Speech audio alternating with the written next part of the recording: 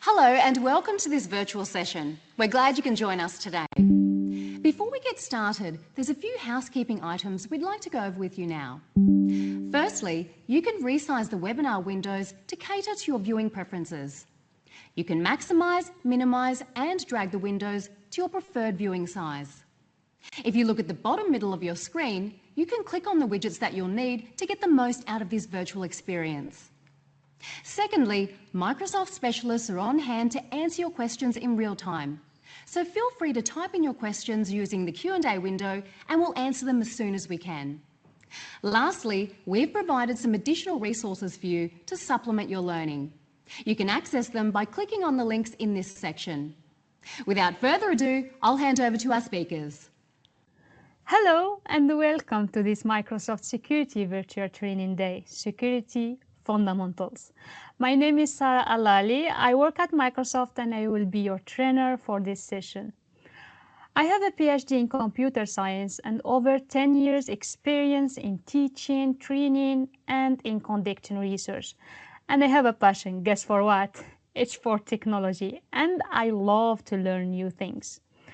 Security and compliance are essential aspects for any organization that deals with data and information. Security refers to the protection of data and systems from unauthorized access, use, modification, or destruction. Compliance refers to the adherence to laws, regulations, standards, and policies that govern how data and information are handled. By following security and compliance best practices, you can ensure that your organization's data and information are safe, reliable, and trustworthy. You can also avoid potential risks such as data breaches, cyber attacks, or reputational damage.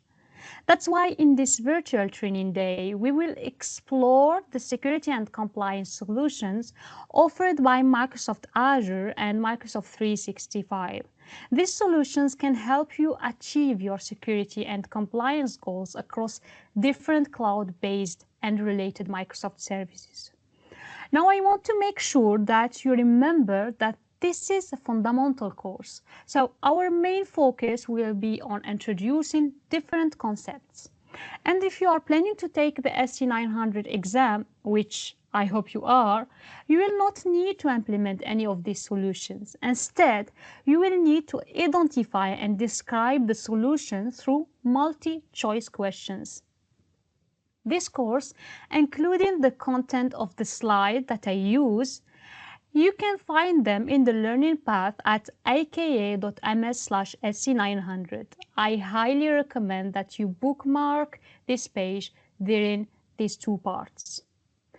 The session is divided into two parts. In the first one, we will cover 3 sessions. We will start with a general understanding of concept of security, compliance, and identity in session 1. Then in session 2, we'll look at the capabilities of Microsoft Intra. Following session 3, we deep dive on some capabilities of Microsoft Security Solution. And we will continue with this topic in session 4 and 5. Finally, we wrap up this course with session 6, where you learn about the capabilities of Microsoft Compliance Solutions. From my side, I will do my best to keep you engaged and explain the concept in the most comprehensive way possible. All right, have a great session. So let's get started with session 1. As promised, in session 1, we will look at the concept of security, compliance, and identity. This session is broken down into 2 lessons. We will look at the security and compliance concept, and then we will move on to talking about identity concept. Let's have a look at the first lesson. in this module, we will start talking about the shared responsibility model. And then we will be talking about two security models, defense in depth and zero trust. We will move into looking at the concept of encryption and hashing. And finally, we will talk about some basic compliance concepts. Now, this chart should look a bit familiar if you have taken the SC900 exam or course. This is what we call the shared responsibility model. And what it shows is a different level of responsibility depending on whatever you are leveraging cloud services such as IaaS, PaaS, and SaaS, or if you are running your own on-prem or on-premises data center. So let's start on the right-hand side of the graph. With your on-prem data center, here you are responsible for absolutely everything, starting with physical infrastructure like racking, but you are also responsible for your operating systems and applications. Then you also need to manage all of your users and ultimately your data. However, you will notice that whenever you start moving to the cloud, the responsibility is shared between you and your cloud provider. In this case, we are talking about Microsoft or Azure. At the IaaS level, or infrastructure as a service, you rely on Microsoft to take care of the physical infrastructure. We also have the responsibility to secure it. But you will notice that you are responsible for everything that is not in that physical infrastructure. Once you move to the platform as a service or PaaS, you no longer worry about the underlying operating system. Microsoft will secure the operating system and take care of some other controls such as network and application, but you still need to do your part of the job. This includes establishing the security of your application and managing who has access to your data.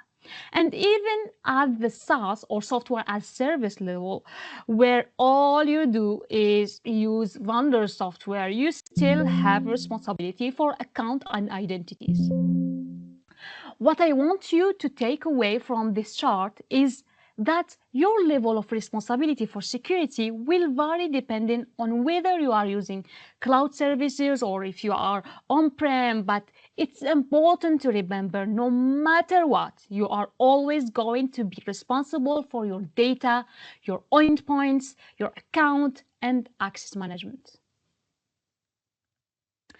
Now let's examine defense in depth model, layered strategy for implementing security. This approach ensures that security measures are applied across various areas rather than relying on a single point of protection. Imagine an office environment placing just one security guard outside the building. It's inadequate, isn't it? If someone bypasses the guard, they have free access to wander around the office. Instead, security should be implemented at multiple levels. For example, accessing the building may require using a smart card or an ID. Navigating between floors could involve further identity checks, why not? And individual rooms should remain locked. Similarly, in our solution, we need to challenge any user or entity attempting to access services and data at each stage. Within this model, we will explore different implementation areas, starting with physical security. Consider how access to data centers is controlled. Comprehensive measures like perimeter security checks and surveillance camera prevent unauthorized access. Beyond physical security, identity and access management is essential. Physical identity verification may include examining identity card, while in cloud environments, it involves authenticating users, often using tools like Microsoft Entra ID before allowing service access. Focusing on the perimeter layer, we implement solutions ensuring incoming data is filtered and assessed before reaching the network environment. Common practices including employing firewalls and distributed denial of service attack protection. These security measures are crucial to intercept unauthorized packets before they penetrate the network. Once data enters the network, it's vital to secure the network itself. This involves segmentation or segmenting the network into subnets to control data flow and limit potential malicious activity, to isolate segments also. Tools like network security groups or NSGs can help manage traffic between these subnets. The computer layer addresses resources like virtual machines and other Azure services. Access here must be restricted to unauthorized individuals only, ensuring proper permissions are set for those logging in and using these resources. Next, what do we have? The application layer, which focuses on ensuring applications are up to date, secure, and function as intended. Finally, we have the data layer. The data layer emphasizes encryption data both at rest and in transit within Azure, ensuring protection even if other security layers are breached. Now let's discuss a different cybersecurity strategy, focusing on the SIA. So C for confidentiality, E for integrity, and A for availability. These three elements form the cornerstone of security. Confidentiality ensures that only authorized individuals view data, whether they are sensitive or not. Data should remain inaccessible to unauthorized users. Methods including setting permission, encrypting data, and using password protection. Also, integrity involves ensuring data remain unaltered and reliable, both during storage and transmission. While availability means data should be accessible to those who need it when they need it. We need to mitigate attacks that deny access to important files or services by maintaining their availability. Now let's start talking about zero trust model. In today's world, technology is rapidly advancing, allowing attackers to occasionally outsmart our traditional access and management systems. Our goal is to develop a concept that can safeguard services effectively, ensuring their security despite new implementations and changes in the environment. For this reason, we look at a model that is called Zero Trust model, which simply implies one principle, which is trust no one and verify everything. This simply means that assume everything is kept as unprotected and in open network environments. And you need to ensure that you can verify and test everything that's happening within the environment. You can do this by looking at the Zero Trust guiding principle. Let's start with verify explicitly. We want to ensure that everything that has been used in the network environment or in your service can be verified and challenged at different stages to ensure that it is approved.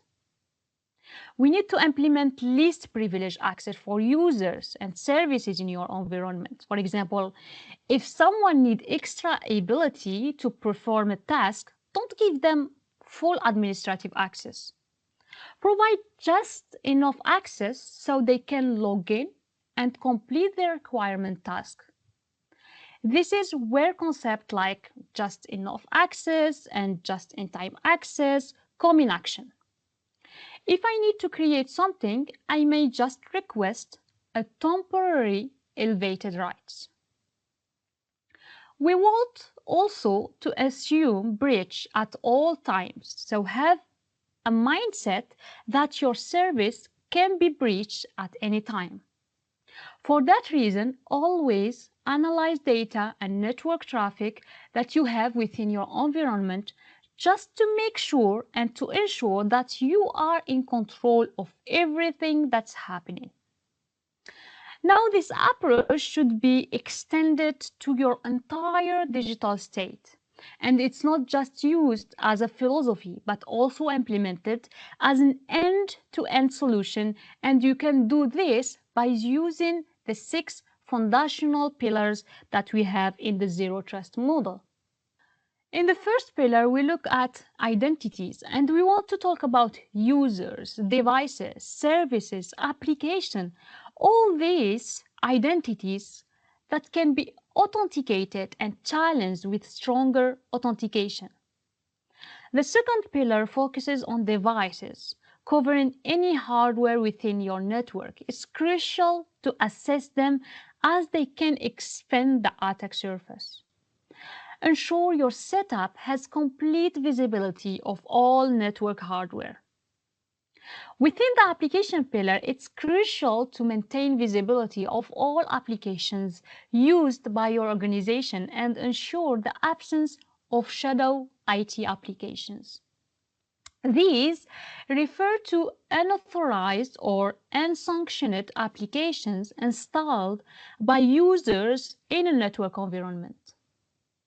In the next pillar, we talk about data. Typically, your data should be labeled, classified, and encrypted, whether it is kept or when it is in transit. Also, in the infrastructure pillar, we focus on your infrastructure. This could be your cloud services, your on-prem environment, or something that you have that is implemented in a hybrid environment and that should be all monitored as well. Finally, in the last pillar, we talk about network. We need to make sure your network is segmented and you are able to control the different segments or different subnets within your network environment in real time and monitor this data. Now let's look at the encryption. One way to mitigate cyber security threats is to look at encryption. Encryption generally enables you to transform readable data into unreadable format, ensuring those who shouldn't have access cannot understand or comprehend it. If someone intercepts this data, whether during storage or in transmission, they won't be able to decipher it. They wouldn't be able to understand what is inside this data. Meanwhile, authorized individuals can use specific methods to revert the unreadable data back into readable format. This process is known as encryption and decryption of data. Typically, we have two different formats that we use within encryption, and depending on your need or the need of your company, we will use different type of encryption. Let's have a look into the first format, which is symmetric encryption type. And let's understand how that's differ or how it is different from the asymmetric, and if you use it, when should you use it or how do you use it. So for example, if you look at the picture in the slide where you can see symmetric encryption, you can see I can have something that is plain text, and I want to ensure that this plain text is converted into encrypted file or encrypted data, and it becomes non-readable. Now, to do this, typically you will need to use a key. With this key and an algorithm that you use, you can have or convert this simple plain text into a non-readable format. Once this data is converted to encrypted data, anyone that gets access to this data will not be able to read it or get any information that's within this file without using this key. From the other side, we have the asymmetric encryption. And in this, you are using two different keys or a pair of keys. One of them called a private key, which you keep it private to yourself. And the second one is called public key, that you can make it available to public. This later, you share it to Anyone means the public one over the internet. You can make your public key available on your website, for example, or by other means where people can get it. Now, both of these mechanisms have their own users. So with symmetric, you could use it with, for example, banking and other apps. With asymmetric encryption, you can use it for digital signature, or you can use it for your traffic, or you can implement it with a certificate of yours. Now let's talk about hashing. Hashing may seem similar to encryption, but has key differences. While both convert plain text into an unreadable format, hashing uses a fixed size key, typically between 128 to 256 bits, but can be something stronger as 512 bits. This ensures the security. Unlike encryption, hashed data cannot be reverted back to its original readable form. Hashing algorithm transform the original text into an unreadable form that remains irreversible, unlike encryption, which allows for decryption to get the data back. The whole concept of hashing is that you should be able to use the hash value and check it against pre-stored hash values to ensure that the two values match it. You know then that the value and the original message that was used to hash this data would not have been distinct. You should also note that hashed products would be always a fixed value because you are using a fixed number of bits to hash the output of your data. The result will always be in a fixed value type, no matter if your input is a word or sentence or a whole document. The hashing of this would always be a fixed value. Hashing is often used to verify, for example, password by storing hash value or on a server and checking against that hashed value. Once someone authenticates, their password is hashed and then it will be compared to the stored hash, confirming it without revealing the actual password.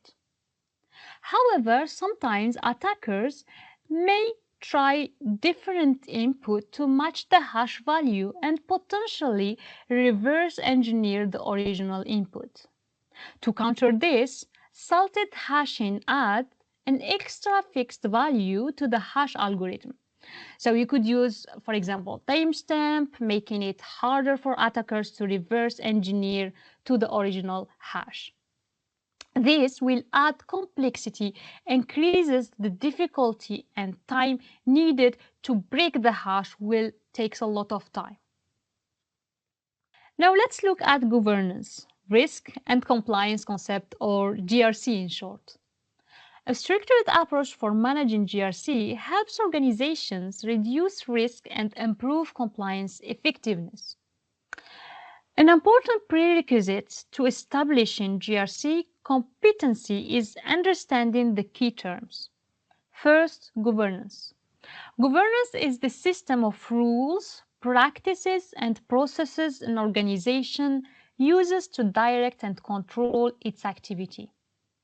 Many governance activity arise from external standards, obligations, and expectations.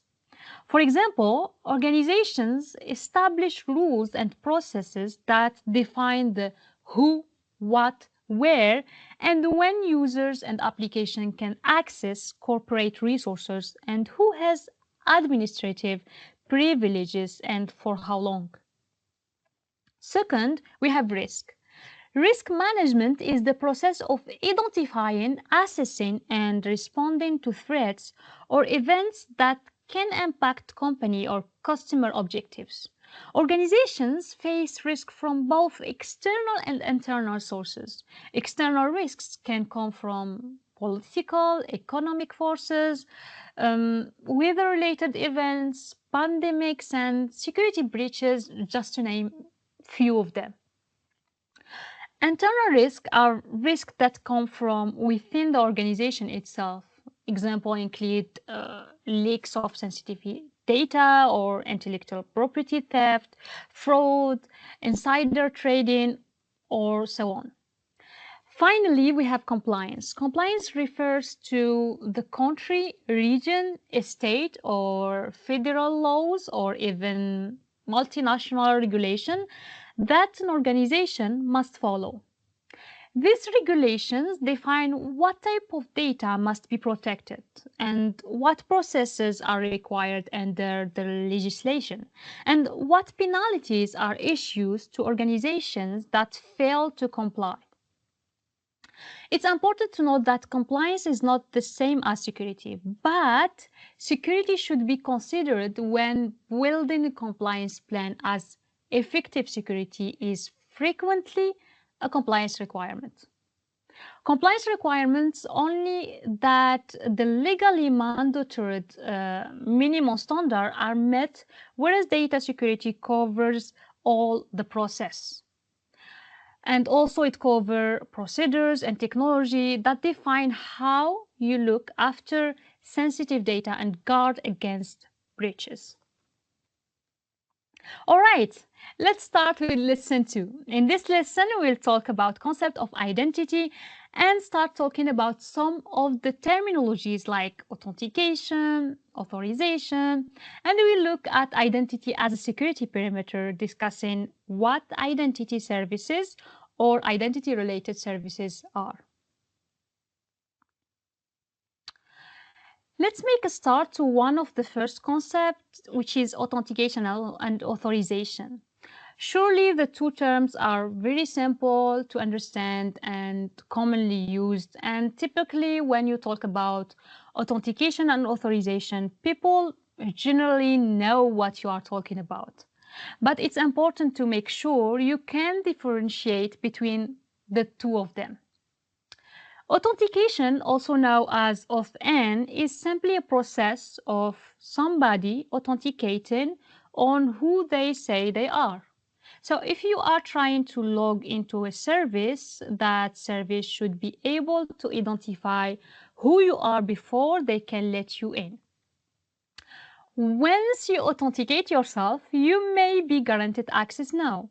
And this is where the second part starts, which is authorization. Authorization, also sometimes referred as auth-z, simply we use it like that.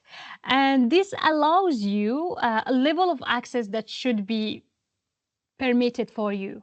So for instance, I tried to log in into a database. I would be challenged by authentication to ensure I'm allowed to log into this database. And I will be using my username, my password to ensure I'm the correct person. Once I logged in, I may then be authorized to only look at part of the database and maybe just to be able to read some information that's on the database and not amend anything on that database. So that's where the limitation of my authorization. In the past, identity was linked to on-prem environment for user identification, and that's all. Now with users bringing their own devices and using global cloud services, traditional security methods are insufficient. And now we talk about modern advancement of identity. And modern advancement allow us to use identity as a security measure to define the perimeter of solutions. Now, with identity, we are no longer limited to just user as an individual that can be considered as identity. You can use application and assign them identity. It can be any other services or devices that you can be using, such as an IoT that might be implemented in your environment. To manage some of these, we will fall back onto the 4 pillars of your identity infrastructure. So we discussed or we talked already about authentication and authorization on the previous slide, which simply ensure that you know who someone is when they are trying to log in. And in the case a service or a user or an application that is trying to authenticate itself, so they can be allowed access. Authorization would be what level of access are they granted or allowed when they carry on working and using the service. So besides these two, there are two more areas to understand. One is auditing, and this is crucial for company to grasp various identity data, who logged in, when, why, and what changes were made. Being able to audit effectively is essential for securing your environment.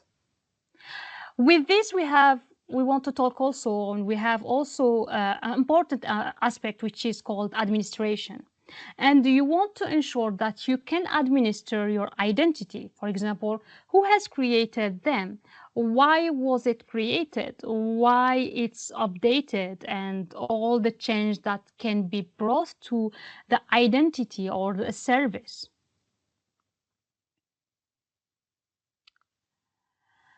Let's talk a little bit about modern authentication. Modern authentication is an umbrella term for authentication and authorization methods between a client, such as your laptop or phone, and a server like a website or application. At the center of modern authentication is the role of identity provider. An identity provider creates, maintains, and manages identity information while offering authentication, authorization, and auditing services. With modern authentication, all services, including all authentication services, are supplied by a central identity provider. Information that's used to authenticate the user with the server is stored and managed centrally by the identity provider. So with a central identity provider, organizations can establish authentication and authorization policies, can monitor user behavior, can identify suspicious activity, and reduce malicious attacks. Another fundamental capabilities of an identity provider and modern authentication is the support for single sign-on, SSO. So with SSO, the user logs in once and that credential is used to access multiple applications or resources. When you set up SSO between multiple identity providers, it's called federation. We will talk about the concept of federation later on. Now, let's focus in on identity, and we have Microsoft Entra ID, which is a very good example of cloud identity provider services that we have at Microsoft. In the context of computer network, a directory is a hierarchical structure that stores information about objects on the network. A directory service stores directory data and makes it available to network users, administrators, services, and applications. Now, Active Directory is a set of directory services developed by Microsoft as part of Windows 2000 for on-prem domain-based networks. The best-known service of this kind is Active Directory Domain Service. It stores information about members of the domain, including devices and users, verifies their credentials, and defines their access rights. A server running ADDS or Active Directory Domain Service is a domain controller. IDDS is a central component in organizations with on-prem IT infrastructure. ADDS gives organizations the ability to manage multiple on-prem infrastructure components and systems using a single identity per user. IDDS doesn't, however, natively support mobile devices, SaaS applications, or line of business apps that require modern authentication methods. The growth of cloud services, SaaS applications, and personal device being used at work has resulted in the need for modern authentication. and also an evolution of Active Directory-based identity solution. Microsoft Entra ID, previously referred to as Azure Active Directory, is this next evolution of identity and access management solutions. It provides organizations with an identity as a service, a DaaS solution for all their apps across cloud and on-prem environment. In this class, we will focus on Microsoft Entra ID, a solution within the Microsoft Entra family of products, Microsoft Cloud-based identity provider.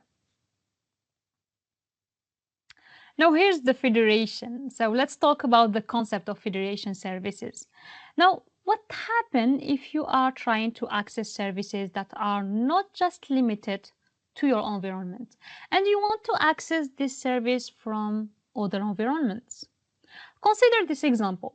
We have a domain A that has an identity provider that can authenticate services within it. And we have a website in domain A, trust this provider.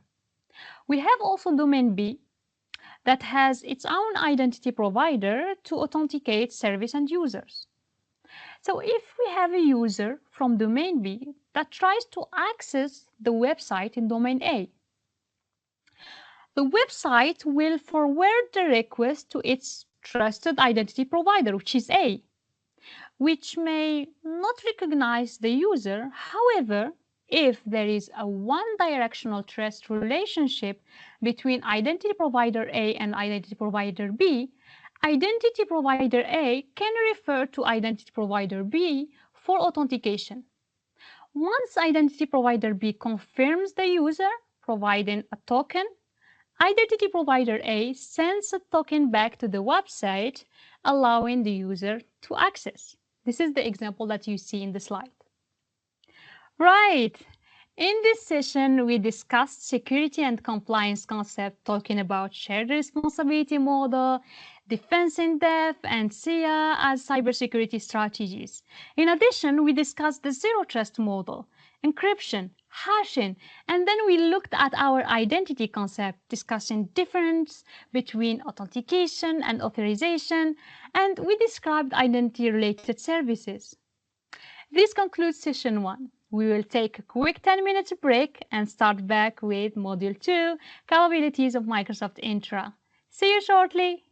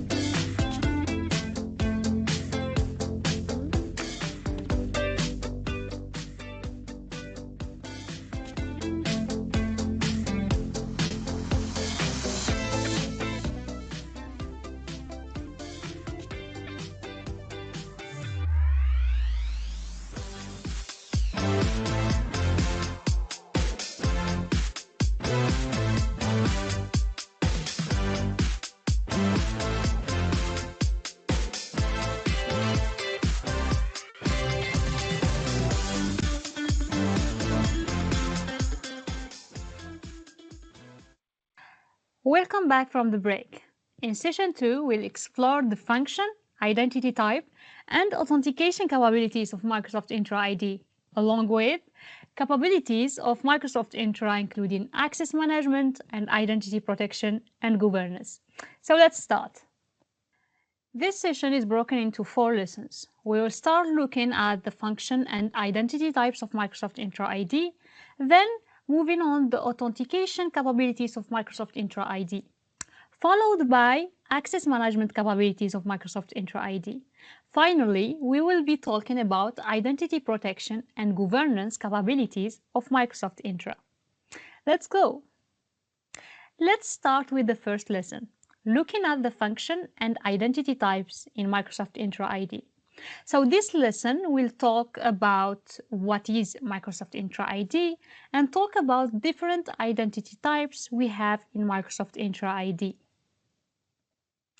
Microsoft Entra ID, formerly Azure Active Directory, is a Microsoft cloud-based identity and access management service. Organizations use Microsoft Entra ID to enable their employees, guests, and others to sign in and access the resources they need. It provides a single identity system for multi-cloud and on-prem applications. This can help you meet your governance requirements. And now, if you already have any of these products in your organizations, things like Microsoft Office 365, Dynamics 365, the Azure portal, and any SaaS application used by your organization, then you automatically have Microsoft Entra ID tenants running in the background. Microsoft Entra ID include Identity Secure Score. This helps you to objectively measure your identity security posture, plan identity security improvement, and also review the access of your improvements. When you ask the question to what can I assign an identity in Microsoft Entra ID, there is 3 categories. There is the human, workload, and devices. Let's start by the first user, which is the users or humans' identities. Examples of identities assigned to people are employees of an organization that are typically configured as internal users, and you have also external users that include customers, consultants, vendors, and partners. For our purposes, we will refer to these users as identities. Then you have the second category of users that you can assign identities to, and they are software-based objects such as applications, virtual machines, services, and containers. These identities are referred to as workload identities. Workload identity enables the software workload to authenticate and access other services and resources. In Microsoft Entra, workload identities are service principal and also managed identities. A service principal is essentially an identity for an application that delegates its identity access functions to Microsoft Entra ID. While managed identities are a type of service principal that are automatically managed in Microsoft Entra ID and eliminates the need for developers to manage credentials. The third category that we have of users are that you can assign to are identities to physical devices, such as mobile phones, desktop, computers, and IoT devices. Device identity can be set up in different ways in Microsoft Entra ID. We have the Microsoft Entra ID registered devices that this provides user with support for build or bring your own device or mobile device scenarios. We have Microsoft Entra joined, this ID or this represented device that joined the Microsoft Entra ID through an organizational account. And lastly, we have the hybrid Microsoft Entra ID joined devices. These devices are joined to your on-prem Active Directory and Microsoft Entra ID, requiring organizational account to sign in to the device. Many organizations are a mixture of both cloud and on-prem applications. So Microsoft's identity solutions span on-prem and cloud-based capabilities. This solution creates a common user identity for authentication and authorization to all resources regardless of location. We call this hybrid identity. Hybrid identity is accomplished through provisioning and synchronizations. Now, the inter-directory provisioning is provisioning identity between two different directories or directory services systems.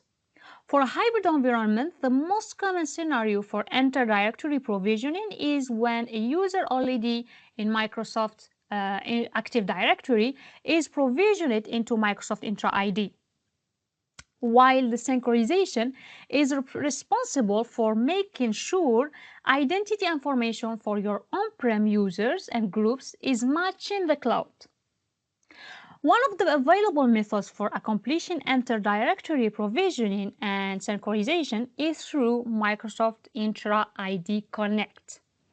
Microsoft Intra ID Connect is designed to meet and accomplish your hybrid identity goals for the provisioning and synchronization of users, group, and contact to Microsoft Intra ID. Okay, so let's move to the portal and see Microsoft Intra ID and look also about the user settings. So to see the user settings, we're going to admin.microsoft.com. So in here in admin.microsoft.com, we could find in the admin centers, we could find identity.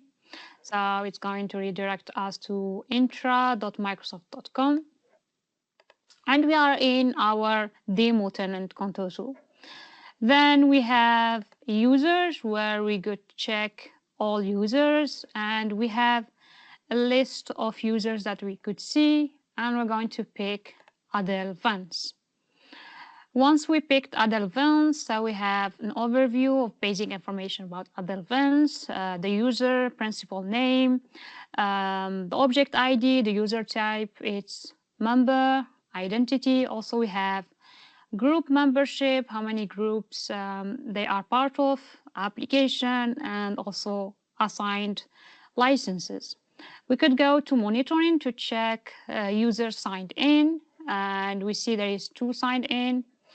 We could look into properties where we'll have further information related to that user, the name, the address, the postal code, the password policies, any control that we have.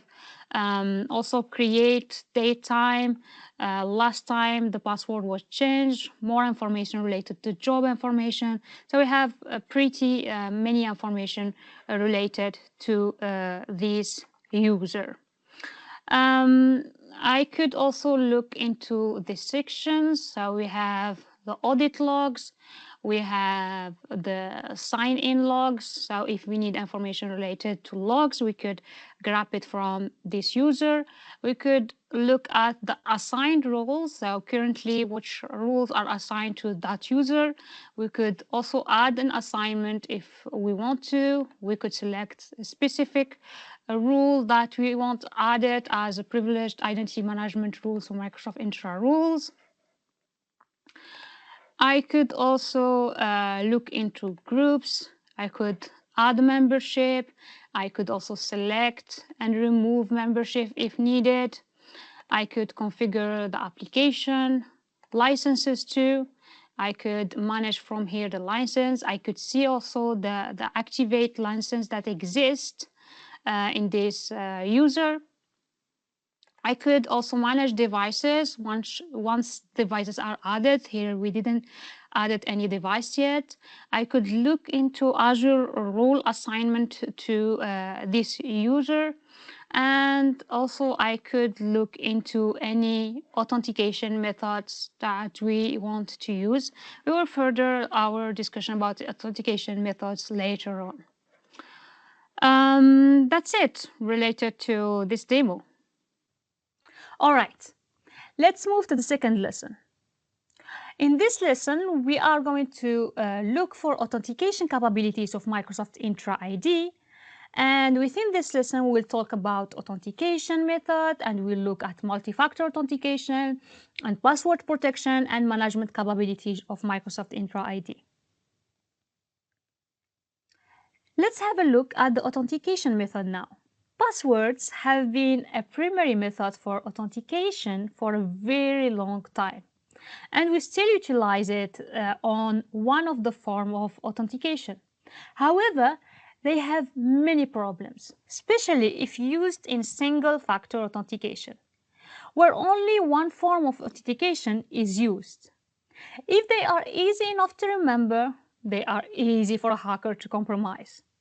Strong passwords that aren't easily hacked are difficult to remember and affect user productivity when they are forgotten. What we can do, you can use a secondary methods to allow you to authenticate yourself to different services by using a device that you may hold with a phone call and SMS to validate it. Could be a better way? Well, we do have other options that are considered even better than using your personal device. Things like using open protocols that can allow you to connect to services using Microsoft Authenticator app that can allow you to authenticate yourself every time you log into a secure site or service. We do have better ways than all of this to log into some of your services and to authenticate yourself by using passwordless features. We have Windows Hello that allow you to log into your device and authenticate you on your local device as you log in. Now, sometimes I get asked, why do you think this is the best method to log in or authenticate yourself? Simply because this service authenticates me with my local device by using my facial recognition, and once it logs me in, it doesn't ask me for any authentication, user, and password for any service that are associated with my account. Also, you could still use Authenticator app to log in without password. You can use your fingerprint or facial recognition on this app, and they can authenticate you and authenticate your access, which can be secondary form for authentication on some of this. Finally, we have also fast identity online services or a certificate-based authentication that you could use. We can also use multi-factor authentication along with our services. We did mention different authentication methods. Some of those were primary and secondary methods. Here we are talking about multi-factor authentication. We want to use more than one way of authenticating ourselves just to make sure that a user that's trying to log in is challenged enough to ensure as they are who they say they are. To do this, we use multi-factor authentication.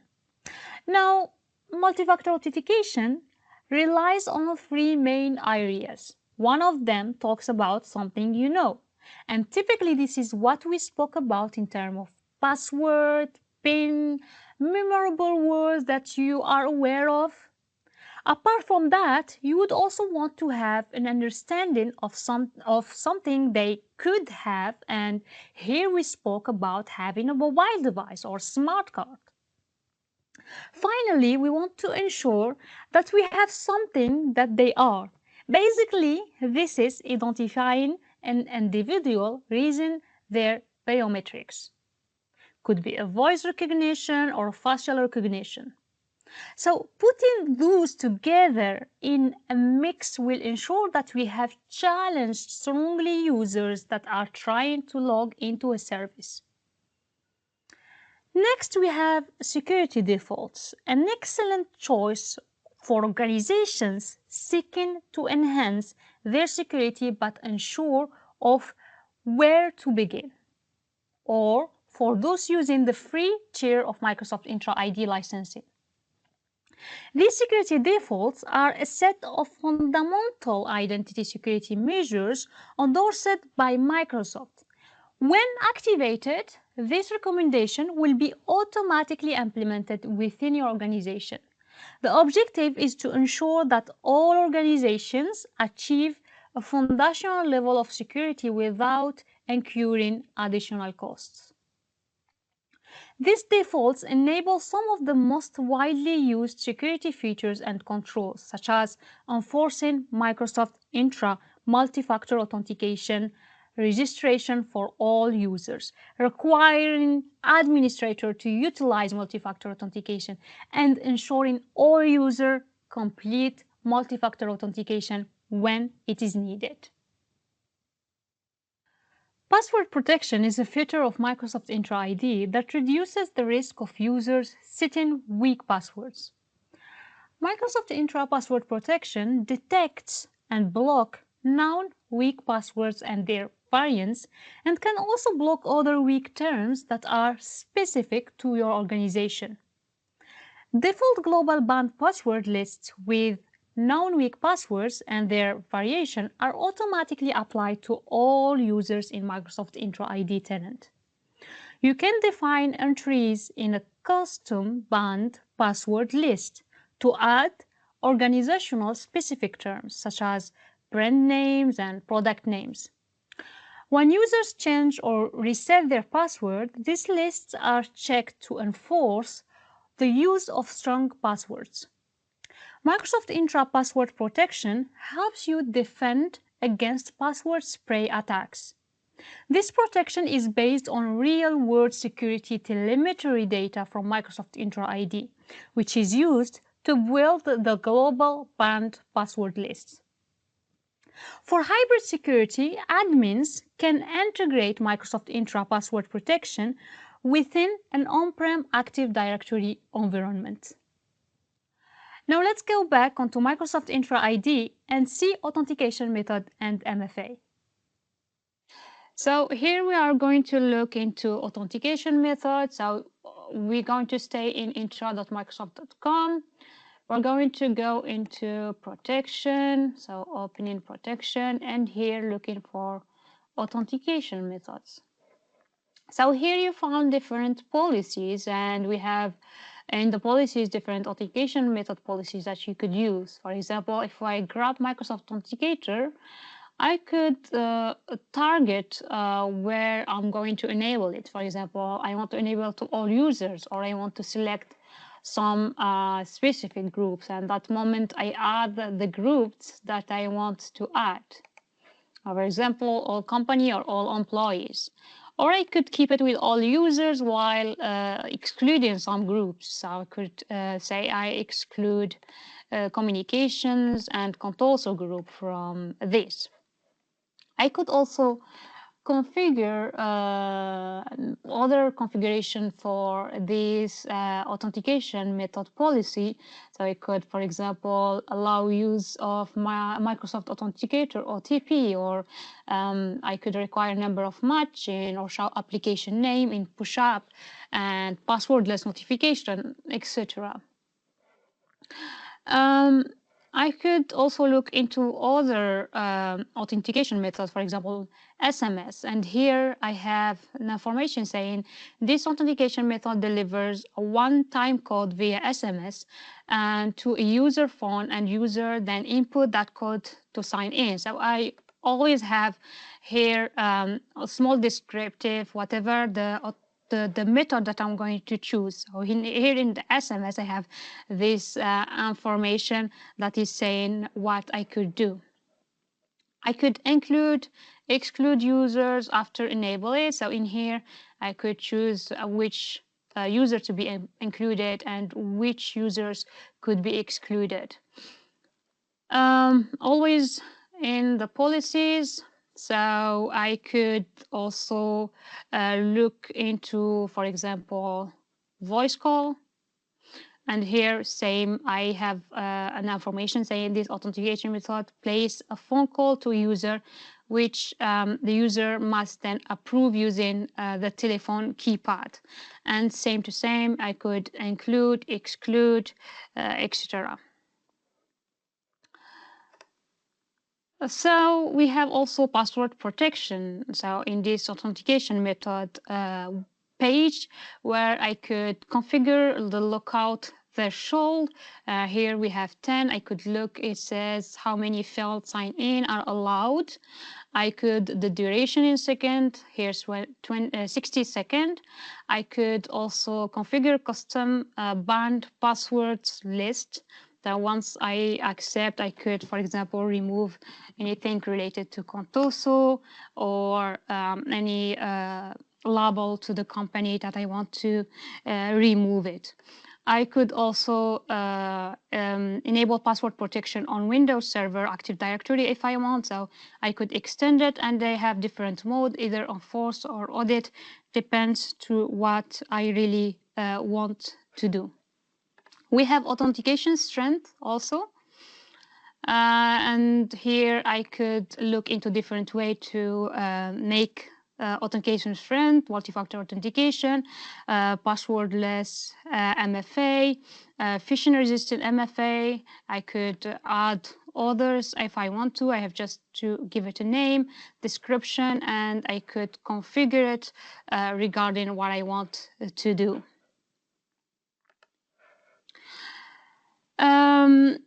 Also, I could look into the activity, and here I have information related to registration. So I could look into user capable of Azure multi-factor authentication. I could have also other information. So here, multi-factor authenticator, software token, etc. So I have it in a really great graphical way. I could also add filters and configure this dashboard. I could look also into the usage, and by adding filter, I could have a good dashboard that gives me meaningful information regarding what I need to do. User registration details. Also, I have information related to registration details. I could look into registration and reset events if I want to. Also, in this module, we want to talk about authentication, and we'll cover also MFA in the demo, but let's really take a minute to show basic settings in multi-factor authentication. So we get back into protection and go into show more. And here we want really to look into multi-factor authentication. So here we have the getting started in here. So it gives me ways to get started in multi-factor authentication, sorry. And I could look into account lookout, so a number of multi-factor authentication denials to trigger account lookout, how minutes until account lookout counter is reset, and how many minutes until account is automatically unblocked. I could look into the users that are blocked and blocked, so I could add a user and decide a reason to block a user manually if I want to. I could have also fraud alert. I could configure it. I could allow users to submit fraud alert. I could decide automatically block users who report fraud or not. And I could decide how to code the report fraud during initial greeting. I could look also into notification, and here's I could add an email address of an admin that's going to receive notification. So there is other things that you could see onto this, but let's keep it fundamental since this is a fundamental course. All right, let's move to the third lesson of this course. Here we are going to explore access management capabilities of Microsoft Intra. Now, within this class or this module, we will talk more about conditional access and its benefits, and we will look at what are Microsoft Intra rules and how they differ from rule-based access control, or in short, RBAC. Now let's start talking about conditional access. what is conditional access? If you consider the word conditional access, maybe it tells you that it's giving someone access based on some conditions. And that's exactly right. We are talking about allowing people access based on their different conditions. In this case, we'll talk about something referred as signals. Conditional access policies are if-then statement. For example, a conditional access policy may state that if a user belongs to a certain group, then they are required to provide multi-factor authentication to sign into an application. A conditional access policy in Microsoft Intra IT consists of two components: assignment and access controls. With the assignments, admin can determine which signal to use. The assignments portion of the policy controls the who, what, where, and when of the conditional access policy. If you have more than one assignment configured, all assignments must be satisfied to trigger a policy. You could look at some of the assignments in the slide if you want to have more information. When the conditional access policy has been applied, an informed decision is reached on whether to block access, grant access, or grant access with extra verification, or maybe apply a session control to enable a limited experience for the user. Microsoft Intra Admin Center now includes a new set of capabilities grouped under the heading Global Secure Access. A global secure access is the unifying term used for both Microsoft Intra Internet Access and Microsoft Intra Private Access. Now, Microsoft Intra Internet Access secure access to software as a service, SaaS applications, including Microsoft services, public internet app, while protecting users, devices, and data against internet threats. Microsoft Intra Private Access provides your users, whether in an office or working remotely, secure access to your private corporate resources. Microsoft Intra Internet Access and Microsoft Intra Private Access come together as a solution that covers zero trust, network identity, and endpoint access control so that you can secure access to any app or resource from any location, device, or identity. This type of solution represents a new network security category called Security Service Edge, or SSE. Now let's have a look at Microsoft Intra Rules and role-based access control. Microsoft Intra Rules control permissions to manage Microsoft Intra resources. For example, allowing user accounts to be created or billing information to be viewed. Microsoft Intra supports built-in and custom rules. There are many built-in rules for different areas of responsibility. All built-in rules are pre-configured bundles of permission designed for specific tasks. A few of the most common built-in rules are Global Administrator, User Administrator, Billing Administrator.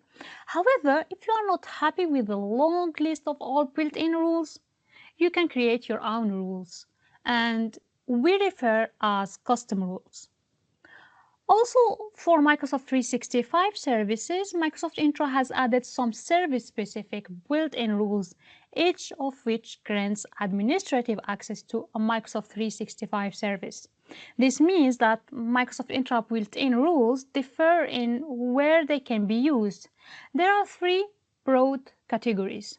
First, Microsoft Intra specific rules.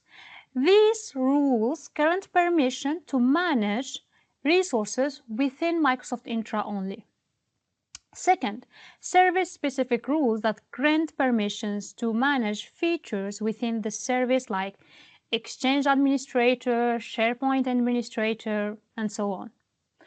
The third, we have cross-service rules. These rules span services. For example, Microsoft Intra has security-related rules like Security Administrator that grant access across multiple security services within Microsoft 365.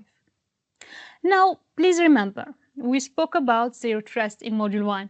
We want to always ensure that we allow least access or privilege to users in all environments. So not just to make users administrators.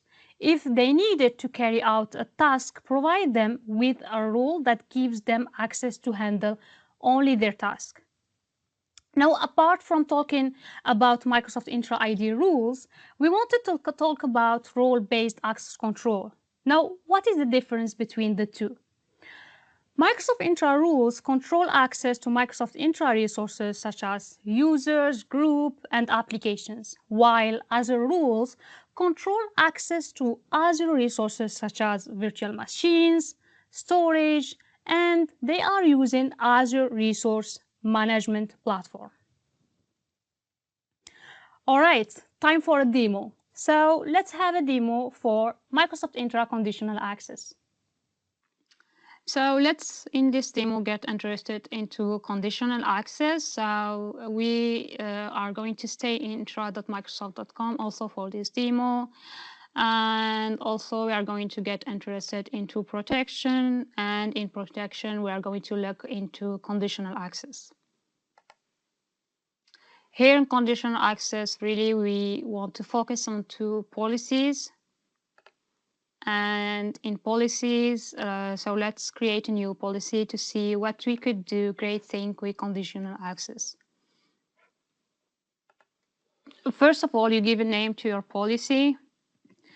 I'm going just to write this is a policy, but really give it a name that you could read it after all, understand what this policy does. First of all, assignment, and we here are working on the if condition. So we have the if, we said it's if then. So here in the assignment, we're working in the if, and access control will be the then. So here in the if, we have users. So you could select this policy would be applied for all users, or you could select really some users or some groups, for example, guests or external users, and I decide to select them all or group of them. Or I could say I will include all users except some users, which is directory roles, for example. So this are going to not be applied on application administrator. Then when you decide which users we are going to apply the policy on, you're going to really think of which is the resource that I'm going to target. So in here, I could say it's cloud app, user action, or global secure access, or authentication context, depends on. For example, for cloud app, I want maybe to look into all cloud app, or I want to select some apps. So let's assume we are putting it into all cloud app, but I'm going to exclude by adding a filter. So in my filter, I could, for example, say I'm going to choose an attribute. I'm going to add an expression by explaining what not to block.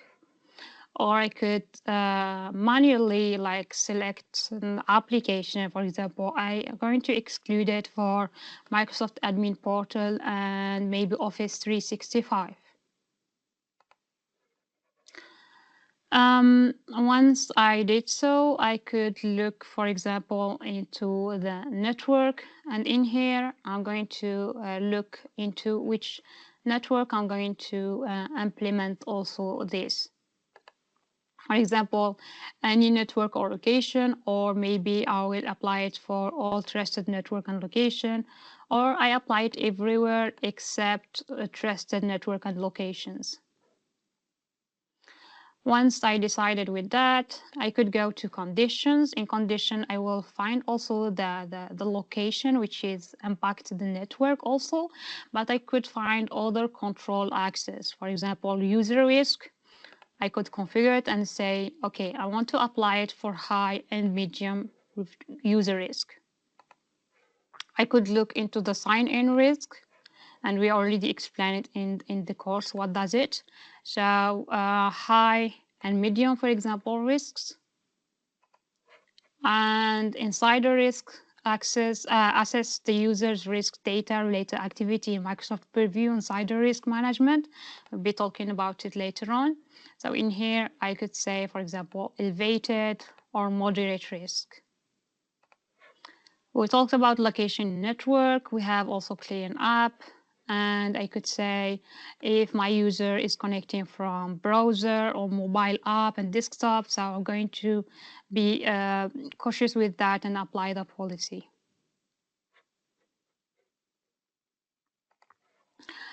I could filter for devices, and here you need to put an expression looking into what exactly I want to choose. For example, device ID, manufacturer, and then I choose what to apply on that.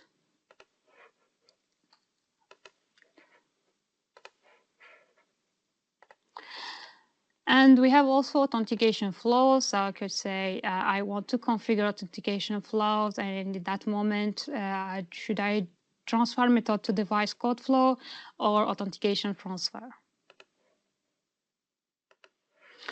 When I have configured all my if statement, now I move on to the then. And that moment, I have to look into the control. So should I block the user or should I grant the access while giving like limited experience, requiring multi-factor authentication or requiring device to be marked as compliant, or let's give more verification. Or I could go more into a session control, and at that moment I will say I will use conditional access app control only. Once you configure the if then you could enable the policy, so by on is going to start right away, or I will put it into reports only, and in that moment it's going to just sending me some notifications. So this is mainly if I want to test the policy. All right, that's all what I wanted to show you for the demo. Let's get back to class. All right, lesson 4. In this lesson, we are going to talk about identity protection and governance capabilities in Microsoft Intra. Now, within this lesson, we'll talk about identity governance in Microsoft Intra, and we'll be talking about what is access reviews and privileged identity management.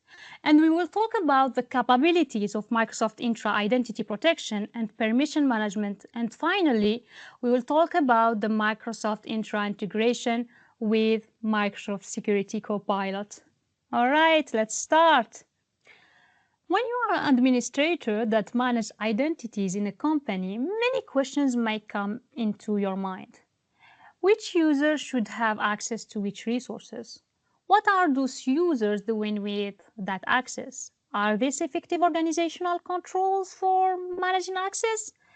And can auditor verify that the controls are working?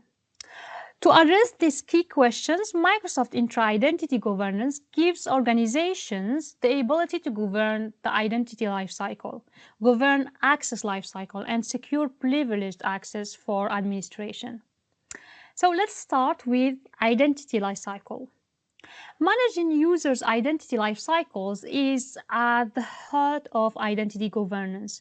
When planning identity lifecycle management for employees, for example, many organizations model the join, move, and leave process.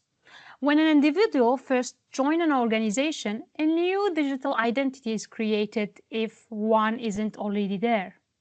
When an individual moves between organizational boundaries, more access authorization may need to be added or removed to their digital identity. And when an individual leaves, access may need to be removed, and also identity may no longer be required. On the other hand, access lifecycle is the process of managing access throughout the user's organizational life. Users require different level of access from the point of which they join an organization to when they leave it. At various stages in between, they will need access rights to different resources depending on their role and responsibilities. Finally, privileged access lifecycle, when employees are assigned administrative rights, there should be a governance process because of the potential for misuse.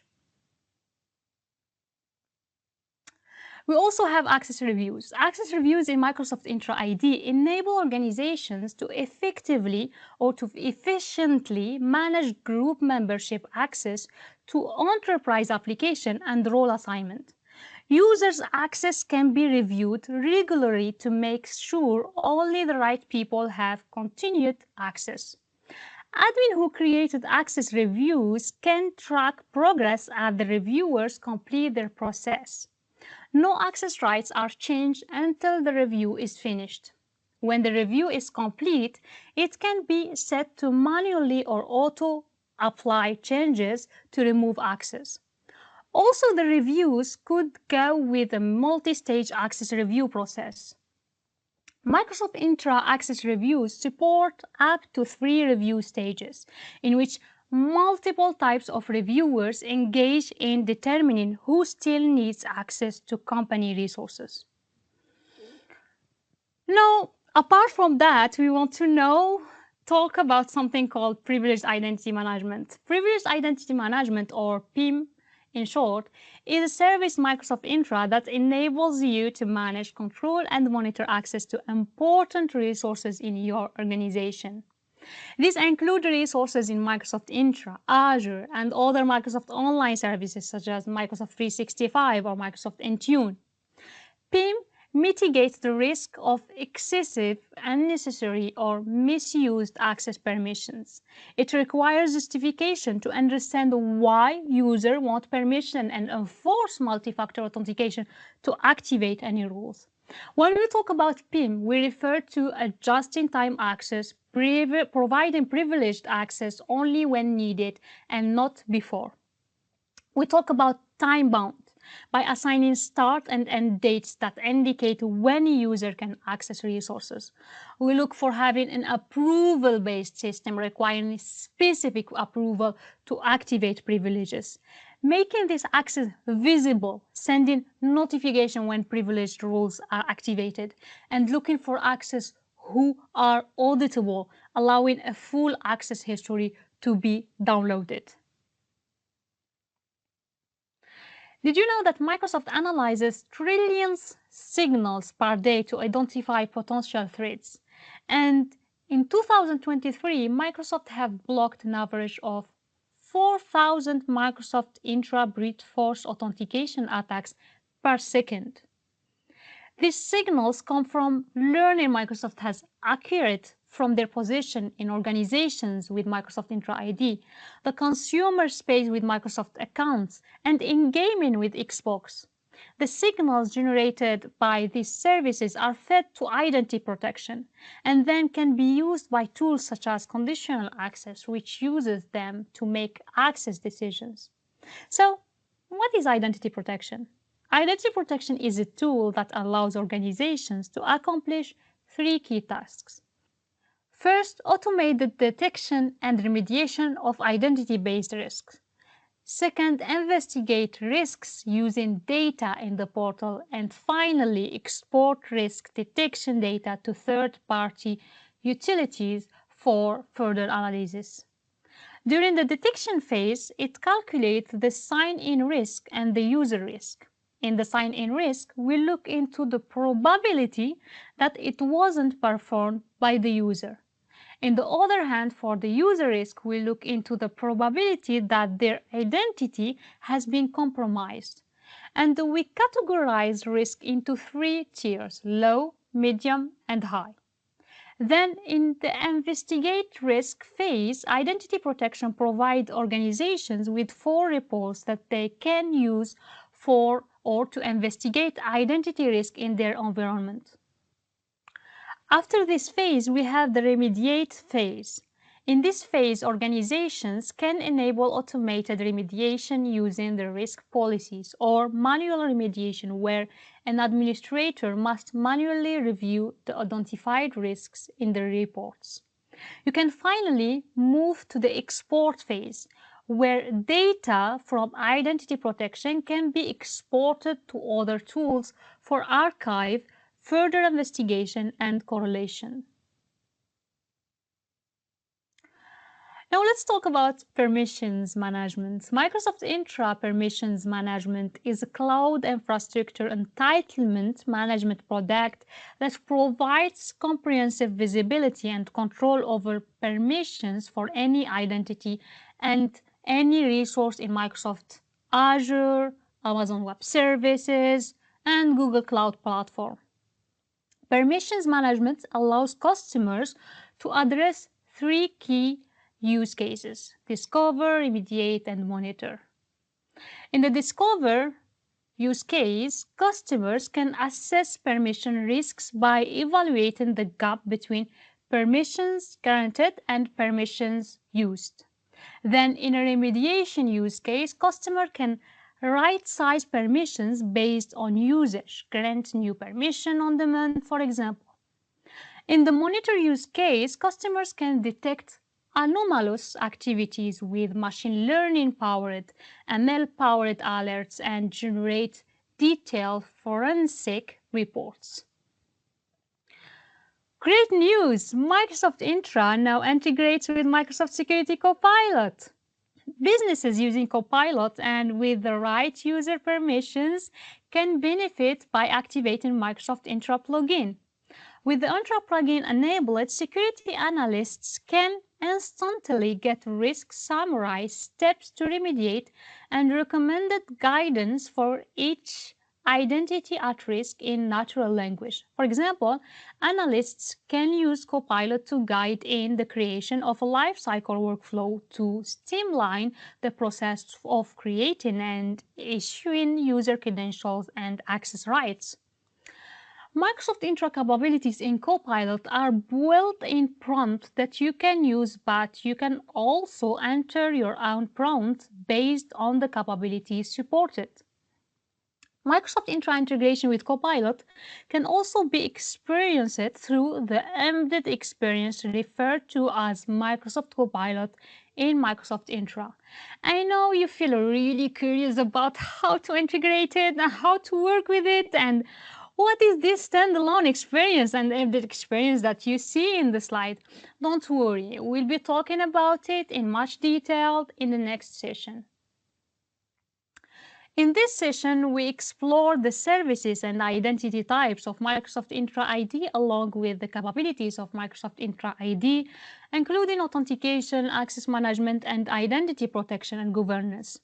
This concludes session 2. We will take a quick 10 minutes break and start back with session 3, talking about the capabilities of Microsoft Security Solution, where we will start where we finished, talking about Microsoft Security Copilot. See you shortly.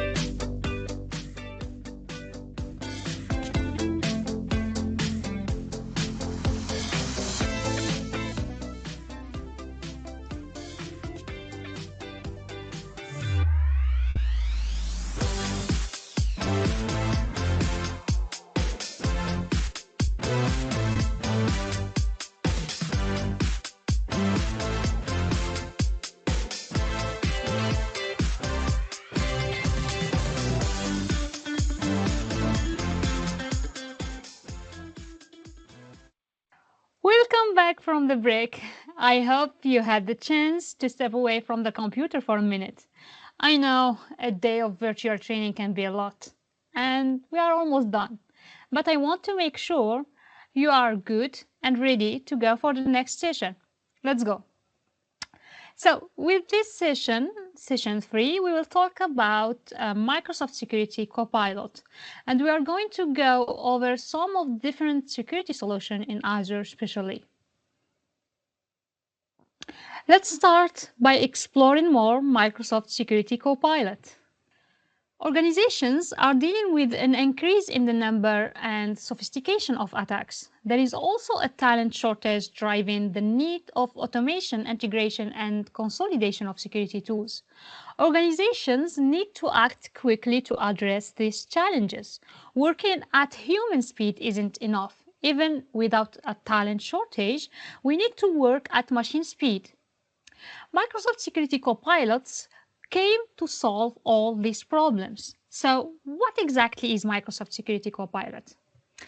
It's an AI-powered cloud-based security analysis tool designed to help analysts respond to threats quickly and efficiently. By processing signals at machine speeds, it allows us to assess risk exposure much faster than traditional methods.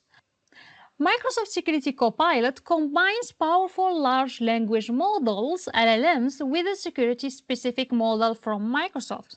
It integrates with both Microsoft and non-Microsoft sources, learning at machine speeds to help us identify and respond to emerging threats. Plus, our enterprise data is protected by comprehensive compliance and security controls. Now, let's explore some of the key use cases of Microsoft Security Copilot. First, we have incident summarization. This feature distills complex security alerts into concise, actionable summaries, making it easier for us to understand and respond to threats quickly. Next, there is impact analysis. This helps us assess the potential impact of security incidents, enabling quicker response time and streamlined decision making. Another great feature is the reverse engineering of scripts.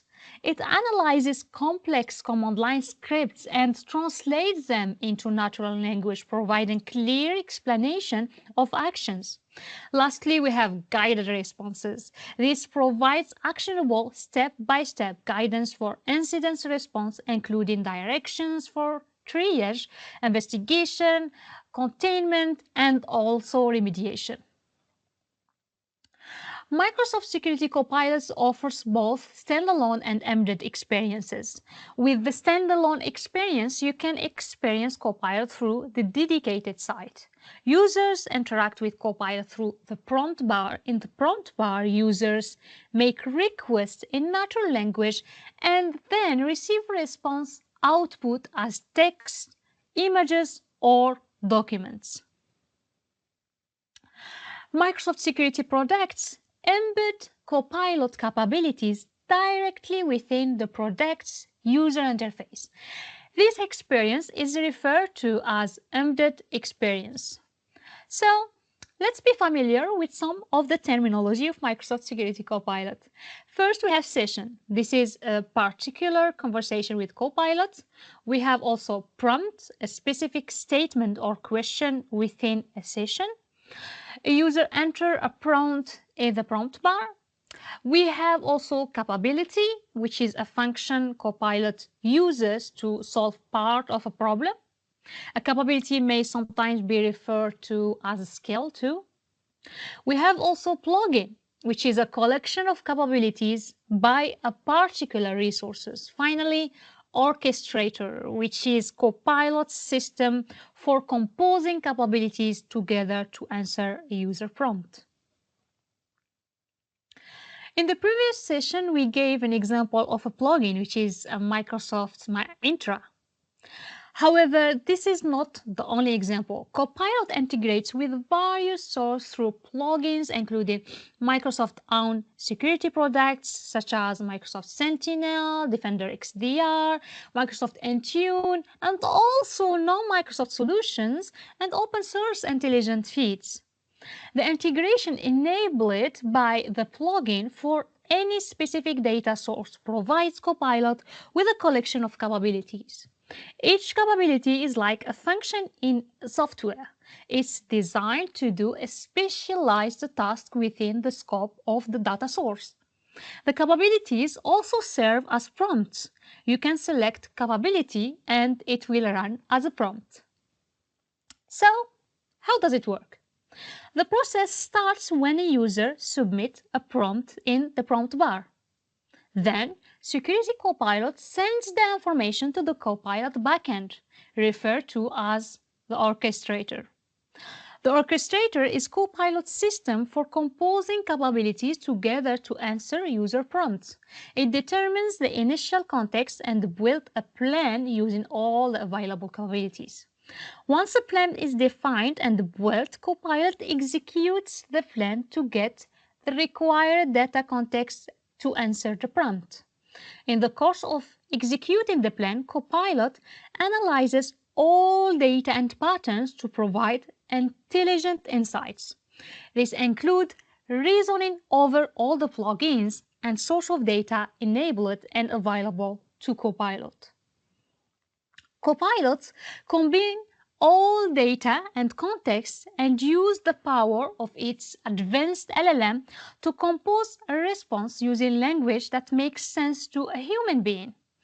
Before the response can be sent back to the user, Copilot formats and reviews the response as part of Microsoft's commitment to responsible AI. The process culminates with the user receiving the response from the Copilot. If we want to write an effective prompt, we should include the following elements when writing prompt. First, the goal. What specific security-related information that we need? Then, the context. Why do we need this information, or how will we use it? Next, the expectations. That means format or target audience we want to respond or tailor to. Finally, the source. We need to make sure to give information data sources or plugin Copilot should use. Now, let's talk about how to enable Microsoft Security Copilot. This process involves a few key steps to ensure everything is set up correctly and efficiently. First, we need to provision Copilot capacity. Microsoft Security Copilot is sold as consumptive offering, so we need to provision Security Compute Units, SCUs, which are the computing power used to run Copilot. Next, we need to step up the default environment. This includes allocating SCU capacity, setting the geographic location for data storage, and configuring data sharing options. Finally, we need to assign role permissions. This step ensures that the right people have the right access to use and manage Microsoft Security Copilots. All right, let's see Microsoft Security Copilot in action. So here I'm in the simulated environment of Microsoft Copilot for Security. So we are looking into the standalone experience. And you can notice here we have a sandwich menu where we could access into different information. So we have home, my session, and in my session I could look into all sessions that I have done with the last update, when it was created. I could look also into the recent sessions. I could also put a filter and apply it to look into different session if I need to. Getting back into the sandwich menu, I could look into prompt library, and here I have different prompts. I could look the input, the plugins, tag owner too. I could look into my prompt books. So I have one prompt book. I could look into my tenant prompt book. I could look into Microsoft prompt book. And also I could apply a filter and look into specific prompt book. Getting back, I could also look into information related to owner. So I have here owner settings. I could look into Azure resource links. I could look into security compute units that I'm using. Currently it's 3 units. I could also help to improve Copilot, so I could adhere to which data should be shared or could be shared, gathered by Microsoft. So I could allow Microsoft to capture data from Copilot for security to validate product performance using human review, or could say no, I don't accept that. I could also allow Microsoft to capture and human review data from Copilot for security to build and validate Microsoft security AI models. So I could adhere or not to this. I could look into plugins for Copilot for security, so who can add plugins, contributors, or owners only. I could also allow Copilot for security to access data from Microsoft 365 services. So at that moment, I could experience more services that I need if I choose to add these settings. Also, I could configure who can add files in here in this Copilot. So it could be no one can add files, or also I could say it's okay if contributors and owners are able to add files. This is related to owner settings. I could look into role assignment, and here I could look into the owners that I have in this tenant, also the contributors that exist. If I get back into usage monitoring, so I could look into the usage of my units, of my compute units, and I can decide if I have enough compute units or I should increase it. And I could also filter it last 24 hours, 3 days, 7 days, depends to what I want to do. Also here, if I click on word group, here it's my tenants. I could see which tenant I'm using. I could also decide to switch tenants if needed. If I get back into home, so in here I have the last session, so I could continue my last session. I could also look into different prompts. So from here, I could also view all the sessions. So if I click in here, it gets me back into the different sessions of the menu that we were seeing previously. I could also look into here the prompt, and also I could view prompt library. So if I go there, I will be redirected to prompt library. So I could see all the prompts. So similarly, you have seen previously this menu. Also, if I look more prompts in here, so I have all the list of prompts. I could select one of them, or I could look into all the lists. So here, vulnerability impact assessment. So I could click in here to see this. So I have just to add this ID. So I'm going to summarize from the ID that I put. In short, narrative indicates blah, blah, blah. So we're going to do all the steps, and you could add information to be following exactly the steps that I need. I could get back again to home and I get interested into this. So if I click into the prompt icon, So here's giving me a list of brands. So getting started using these examples. Again, I have see all prompt book in here. I have also see all system capabilities from here. I could access it from here, so I could look into them. I have also these sources menu from here where I could look into the plugins. I could activate a plugin. I could look into here Microsoft plugins. I could also decide to set up plugin if needed. For example, here there is some plugins that needs to be configured first. I have also other non-Microsoft plugin that I could either enable or set up. And here in files, I could upload the files. And remember, we didn't select to allow the upload of files in this platform. Also, I have here the help section, so I could click on it. And from here, I could go to documentation, for example, and it redirect me to learn platform.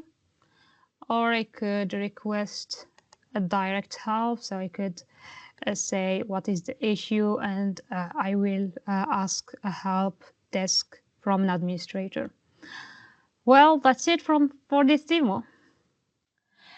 In this second learning objective, we will describe core infrastructure security services in Azure. Now let's start talking about one of the tools that we have available in Azure to protect your network environment. Earlier on, we spoke about defense in depth, and we spoke about distributed denial of service attack protection. The aim of distributed denial of service attack is to overwhelm the resource on your applications and servers, making them unresponsive or slow for genuine users. A DDoS attack will usually target any public-facing endpoint that can be accessed through the internet.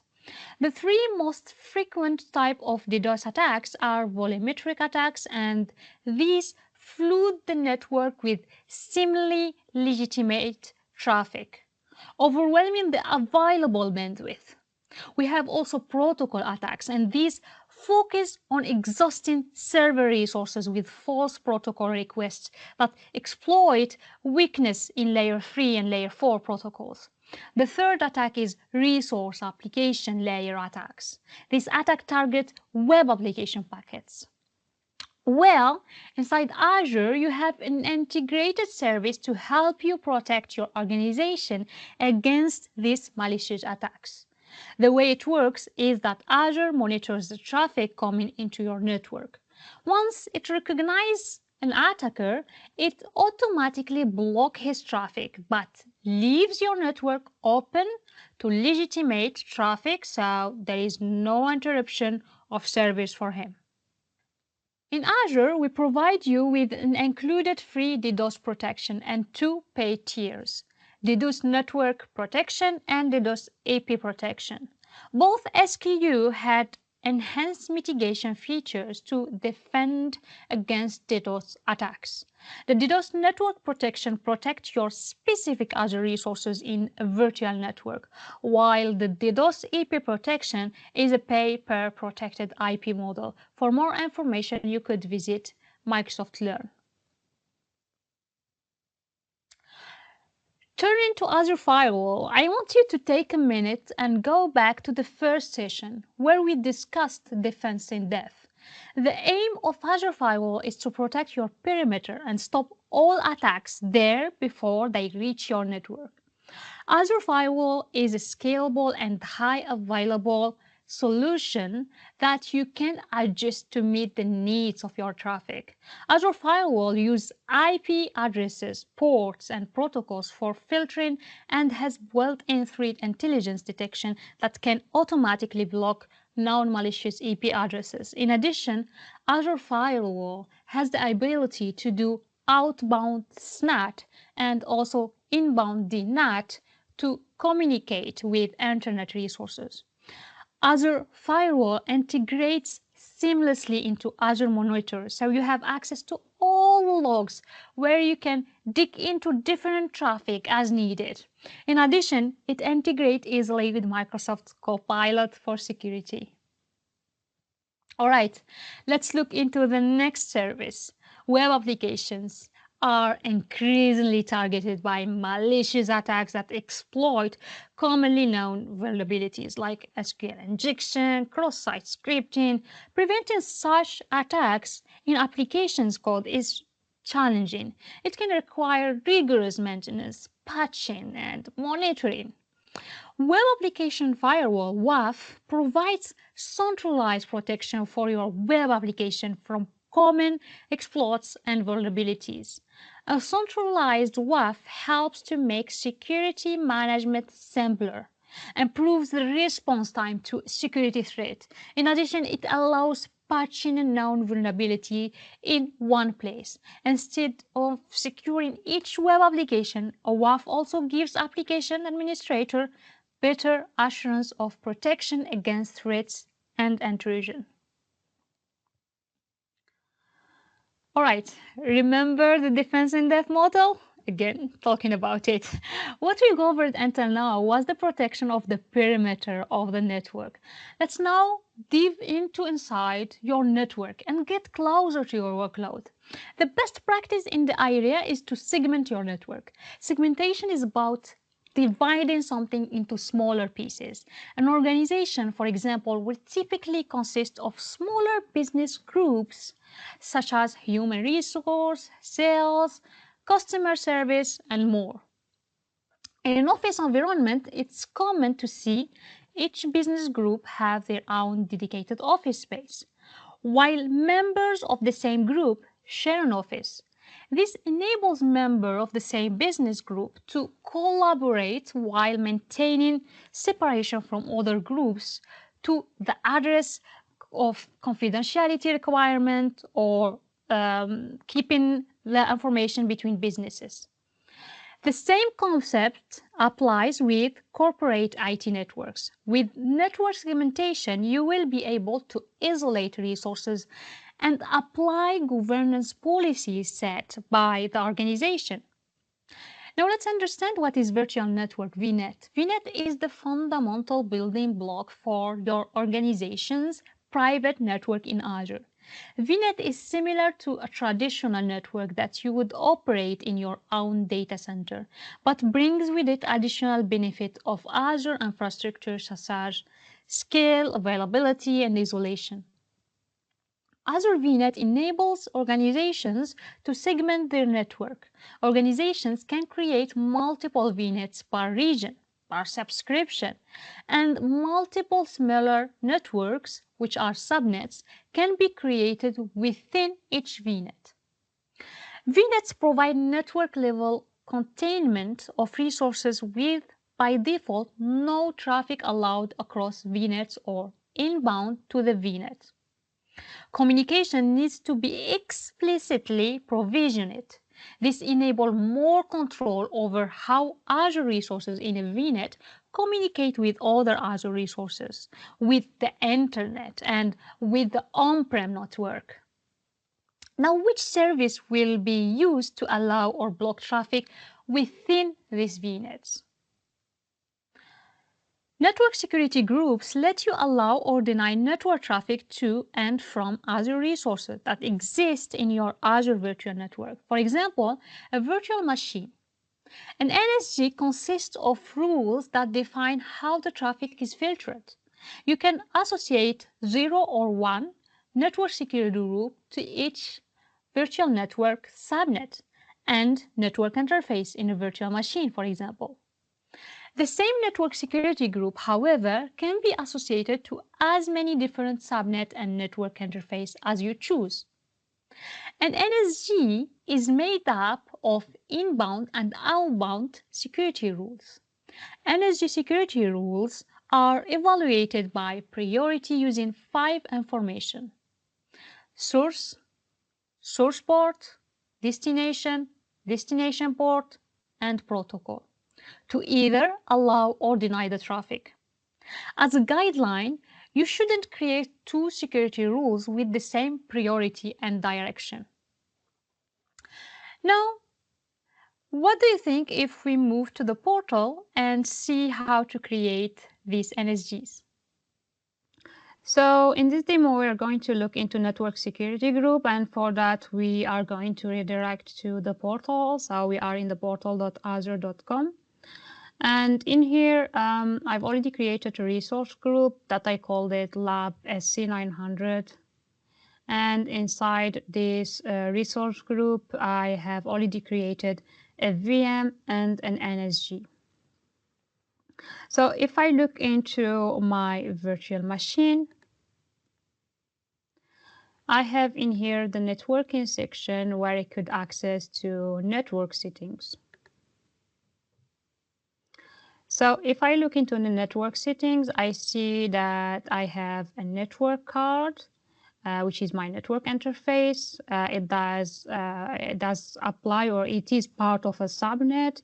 It has a public IP address, and I see that we don't have any network security group, which we are going to get interest into to attach network security group to this virtual machine.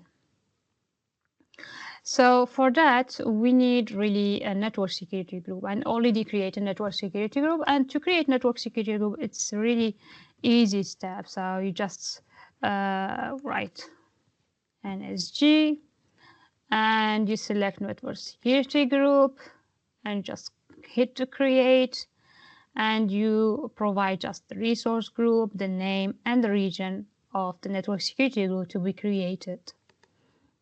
Once you do create network security group, what I already have done, you will get some information related to this NSG. So in which subscription it's created, which resource group. And we have some settings, which is the inbound security rules that apply to these NSGs and the outbound security rules that are applied to this network security group or NSG. And also where it is applied, this network security group, in which network interface or in which subnets. And we see it's not associated to any of this. So I'm going to attach it, associate it to my network interface of the VM, which is SC900. I do this association, so all the rules that exist in this NSG will be applied into this network card. Once I have created this NSG and associated to my network card, and I'm happy with it, I could now start thinking which rules I'm interested to add and to apply to this network card and to this virtual machine. For example, I'm interested into adding inbound rule that is going to allow me to connect with RDP to this VM. So just say, so for the source, any source, or I could be specific. I could select the source port, or I could leave it non-specific. And for the destination here, I could say for any destination going from this NSG. And for the service in here, I'm interested into the RDP. So I'm going to look at it. There is many in here, like we see in many services. Once you select RDP, automatically it's going to detect that's for the port 3389, and it detects the protocol. And the action that I want to apply is to allow traffic that come in to this NSG. I'm going to set priority 1000. And for the name, I'm going to keep it at default, allow any RDP inbound. Once I'm happy with that, I add it. And I could think of anything else I want to create it. For example, outbound security rules, if I'm interested into adding any outbound security rules. For example, I'm interested into adding access for web from the VM to the web. So I'm going to select also from any source, and for the port, I'm going to keep it and change. And for the destination, I could say I want to target service which is an internet. So I'm going to have access for the internet. For the service, I keep it custom service. So I'm not interested in anything of this. And for destination port, I could say 8080 or could put a star in here saying any port range. And I will keep it as the default name, and I really want to allow or deny that traffic. For example, I don't want them to connect to internet, so I'm going to deny this traffic. Once I'm happy with that, the VM will now have no access outbound to the internet, and it will be reachable through the RDP port. So that's what I wanted to show you for this demo. Thank you. Now that you have got your firewalls and network security group in place and that you feel pretty good about your defense against external threats to your VMs, you want maybe to access to the VM to do some tasks. If you are thinking of using remote desktop protocol or SSH port, you have just exposed yourself to different kind of attacks. Azure Bastion is a service you deploy that lets you connect to a virtual machine using your browser and also using the Azure portal. The Azure Bastion service is fully platform managed PaaS service that you provision inside your virtual network. Azure Bastion provides secure and seamless RDP and SSH connectivity to your virtual machines directly from the Azure portal using Transport Layer Security TLS. When you connect via Azure Bastion, your virtual machine don't need a public IP address, agent, or any special client software to be installed. Azure provides you with a solution where you can keep your valuable items such as passwords, API keys, encryption keys, and certificates. Azure Key Vault is a cloud service for securely storing and accessing secrets. A secret is anything that you want to tightly control access to, such as API keys or passwords or certificates or cryptographic keys. When you use Key Vault to store and manage these secrets and keys, instead of putting them in your application code or configuration files, this way you can avoid exposing them to unauthorized parties or compromising your security. But how do you access your secrets and keys in Key Vault? Well, you need to authenticate yourself first using Microsoft Entra ID. Once you are authenticated, you need to be authorized to perform certain operations on your secrets and keys. You can use either Azure Airbag or Key Vault Access Policy to grant or deny permissions to your secrets and keys. For example, you can allow some users to read your secret, but not to write or delete them. Another benefit of using Azure Key Vault is that you can monitor who accesses your secrets and keys and what they do with them. Azure Key Vault has two service tiers: Standard, which encrypts with a software key, and also the Premium that include hardware security session like HSM to protect your keys.